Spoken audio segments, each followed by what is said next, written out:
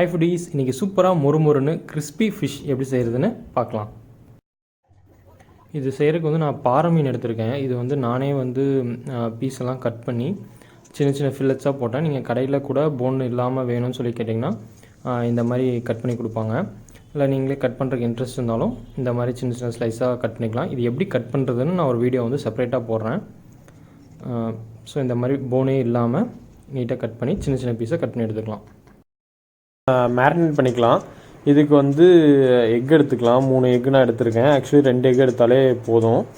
நான் இன்னும் நிறைய செஞ்சதுனால நான் 3 எக் எடுத்திருக்கேன். ஸோ நீங்கள் 2 எக் எடுத்திங்கனாலே போதும்.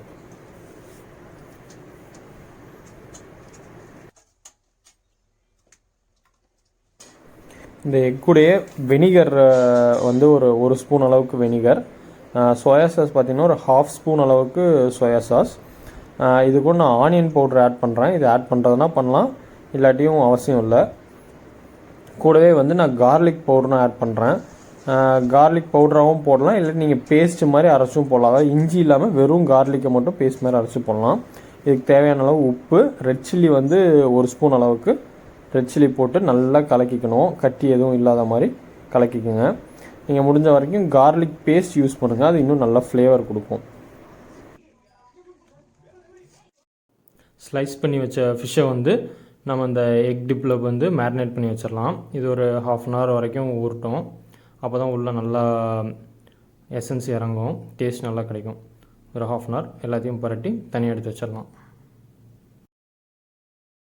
இந்த டிஷ்ஷுக்கு பார்த்திங்கன்னா நீங்கள் இந்த நெய் மீன் வாங்கினா கரெக்டாக இருக்கும். நெய் மீனில் வந்து முள் இருக்காது.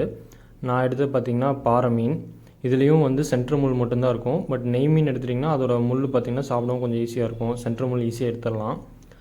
ஸோ டீபோன் பண்ணுறது ஈஸி. இன்னும் நம்ம சேனலை சப்ஸ்கிரைப் பண்ணலையா, மறக்காமல் சப்ஸ்கிரைப் பண்ணிக்கோங்க. பெல் ஐக்கானையும் ப்ரெஸ் பண்ணிக்கோங்க. உங்களுக்காக நிறைய வீடியோஸ் காத்துக்கிட்டு இருக்கு. சரி வாங்க இப்போ நம்ம வீடியோக்குள்ளே போகலாம். இது பொரிச்சு எடுக்கிறதுக்கு நம்ம ஒரு மிக்ஸ் ரெடி பண்ணிக்கலாம்.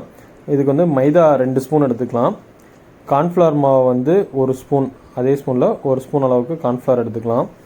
இது கூட நான் கொஞ்சம் அரிசி மாவு ஆட் பண்ணுறேன். ஸோ இன்னும் உங்களுக்கு கிறிஸ்பினஸ் நல்லா கிடைக்கும். 1 ஸ்பூன் அரிசி மாவு எடுத்துக்கலாம். இதுக்கு தேவையான அளவு சால்ட் போட்டுக்கலாம்.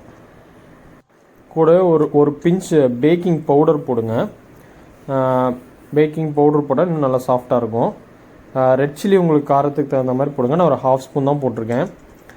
கூடவே கொஞ்சம் ஆனியன் பவுடர் ஆட் பண்ணுறேன். இது போடுறதுனா போடலாம், இல்லாட்டி இந்த இருக்கிற மிக்ஸே போதும், நல்லா தான் இருக்கும். ஸோ இதை நல்லா கட்டி இல்லாமல் நல்லா மிக்ஸ் பண்ணி எடுத்துக்கலாம். ஒரு பேன் வச்சு எண்ணெய் காஞ்சதும் இந்த டிப் பண்ணி மேரினேட் பண்ண ஃபிஷ்ஷை வந்து இந்த நம்ம மிக்ஸ் பண்ணி வச்ச மசாலா பவுடரில் வந்து டிப் பண்ணி எடுத்து எண்ணெயில் போட்டோம்னா கிறிஸ்பி ஃபிஷ் ரெடி. கடையிலலாம் பார்த்திங்கன்னா ஃபிஷ் ஃபிங்கர் சாப்பிடுவோம் இல்லையா, அதெல்லாம் பார்த்திங்கன்னா ஃபிஷ்ஷை வந்து அரைச்சி செய்வாங்க. இது வந்து நம்ம அப்படியே வெறும் ஃபில்லட் மட்டும் யூஸ் பண்ணி நம்ம இது செய்கிறோம். இதுவும் நல்லா மொறுன்னு இருக்கும். கேஎஃப்சி சிக்கன் சாப்பிட்ற மாதிரியே இருக்கும். இது கூட நம்ம இந்த garlic powder, red chilli powder, soya sauce இதெல்லாம் ஆட் பண்ணுறதுனால உங்களுக்கு நல்ல ஒரு ஃப்ளேவர் கிடைக்கும். இது பார்த்திங்கன்னா நல்லா மொறுன்னு இருக்கும்.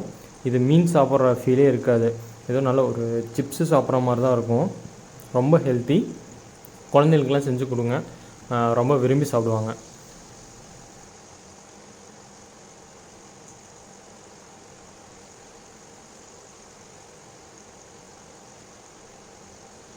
இப்போ பார்த்திங்கன்னா ஓரளவுக்கு நல்லா குக் ஆகிடுச்சு. அந்த கிறிஸ்பினஸ் வந்துடுச்சு. ஸோ இந்த ஸ்டேஜில் வந்து நம்ம எடுத்துடலாம். இதை வந்து நம்ம திரும்ப ஒரு தடவை ஃப்ரை பண்ணோம். ஸோ இது நம்ம எடுத்து வச்சுட்டு கொஞ்சம் ஆயில் இன்னும் ஹீட் ஆனதும் திரும்ப ரீஃப்ரை பண்ணோம் அப்படின்னா இன்னும் நல்ல மொறுன்னு இருக்கும்.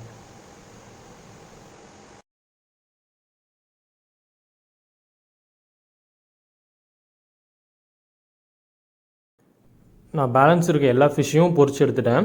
ஸோ பொரிச்சு எடுத்துகிட்டு லாஸ்ட்டில் வந்து திரும்ப ரீஃப்ரை எல்லாத்தையும் ஒன்றா போட்டு ஒரு 30 செகண்ட்ஸ் ரீஃப்ரை பண்ணோம்னா இன்னும் நல்ல கிறிஸ்பினஸ் கிடைக்கும். இது ஃபிஷ்ஷுன்றனால ரொம்ப குயிக்காக குக் ஆகிடும். நீங்கள் ஒரு ஜஸ்ட்டு ஒரு 1.5 மினிட்ஸ் வந்து நீங்கள் குக் பண்ணாலே போதும். திரும்ப ரீஃப்ரை பண்ணுறது பார்த்திங்கன்னா 20 செகண்ட்ஸ்லேருந்து 30 செகண்ட்ஸ் வரைக்கும் நீங்கள் ஹை ஃப்ளேமில் நல்ல சூடான ஆயிலில் திரும்ப ரீஃப்ரை பண்ணுங்கள். இன்னும் நல்ல கிறிஸ்பினஸ் கிடைக்கும், நல்லா மொறுன்னு இருக்கும். இதை மறக்காமல் வீட்டில் செஞ்சு பாருங்கள். இது ரொம்ப டிஃப்ரெண்ட்டாக இருக்கும், ரொம்ப டேஸ்டியாக இருக்கும். இது ஒரு ஸ்நாக் மாதிரி கூட நீங்கள் சாப்பிட்லாம். நல்லா சாப்பிடுங்க, நல்லதே சாப்பிடுங்க. அதே இந்த மாதிரி வீட்டில் சமைச்சு சாப்பிடுங்க. இந்த டிஷ்ஷை வந்து மறக்காமல் ட்ரை பண்ணி பாருங்கள். இது ரொம்ப டிஃப்ரெண்ட்டாக இருக்கும், ரொம்ப டேஸ்ட்டாகவும் இருக்கும், ரொம்ப சூப்பராகவும் இருக்கும். இது செஞ்சு பார்த்துட்டு இது எப்படி இருந்துச்சுன்னு கமெண்ட்ஸில் சொல்லுங்கள். லைக் பண்ணுங்கள், ஷேர் பண்ணுங்கள், சப்ஸ்கிரைப் பண்ணுங்கள். மறக்காமல் பெல் ஐக்கானையும் ப்ரெஸ் பண்ணுங்கள். இதுக்கு ஆப்ட் சைட் டிஷ் பார்த்திங்கன்னா நீங்கள் டொமேட்டோ சாஸ் யூஸ் பண்ணுறனாலும் பண்ணலாம், இல்லை மயோனைஸ் யூஸ் பண்ணுறனாலும் பண்ணலாம். பட் இது எதுவுமே இல்லாமல் சாப்பிட்டாலும் இன்னுமே சூப்பராக இருக்கும். ரொம்ப சாஃப்டாக இருக்கும், கிறிஸ்பி, செம்ம கிறிஸ்பியாக இருக்கும். Thank you. Stay blessed. Stay healthy.